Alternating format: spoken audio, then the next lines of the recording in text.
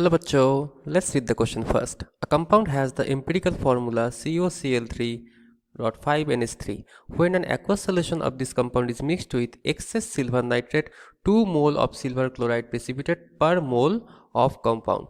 On reaction with excess HCl, no ammonium is detected. Hence it is. तो question में क्या बोला गया है कि एक कॉम्प्लेक्स है जिसकी एम्पिरिकल फॉर्मूला है COCl3 5NH3। तो उसको सिल्वर नाइट्रेट से जब हम ट्रीट करते हैं तो पर मोल ऑफ कंपाउंड 2 मोल और 2 मोल्स AgCl फॉर्म होता है। लेकिन जब एक्सेस HCl से हम उसको ट्रीट करते हैं तो कोई एमोनियम प्लस डिटेक्ट नहीं होता। तो उसका फॉर्मूला क्या होगा?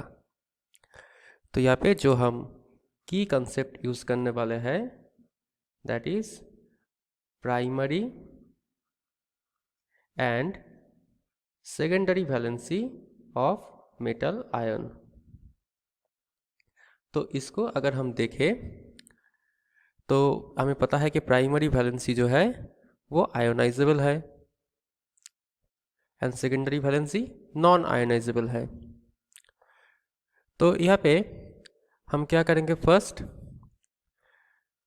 यहाँ पे जो सेंट्रल मेटल आयन है दैट इज कोबाल्ट 3, इसका कोऑर्डिनेशन नंबर देखेंगे वो कितना है, दैट इज 6। ये हमने देख लिया। ओके, सो यहाँ पे हमें पता है कि 1 मोल क्लोराइड से हमें 1 मोल सिल्वर क्लोराइड मिलता है। तो अगर हमें यहाँ पे 2 मोल्स सिल्वर क्लोराइड मिल रहा है दैट मीन्स ऑब्वियसली क्लोराइड कितना है, 2 मोल्स।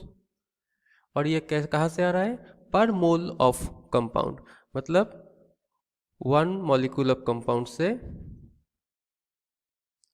हमें 2 क्लोराइड माइनस आयन्स मिल रहा है।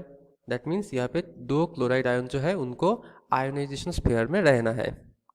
और एक चीज़ यहाँ पे है कि कोई एमोनियम आयन नहीं मिल रहा है, मतलब आयोनाइजेशन स्फीयर में कोई एमोनियम आयन नहीं रहेगा, सारे के सारे सेकेंडरी वैलेंसी में रहेंगे जो कि नॉन आयोनाइजेबल है।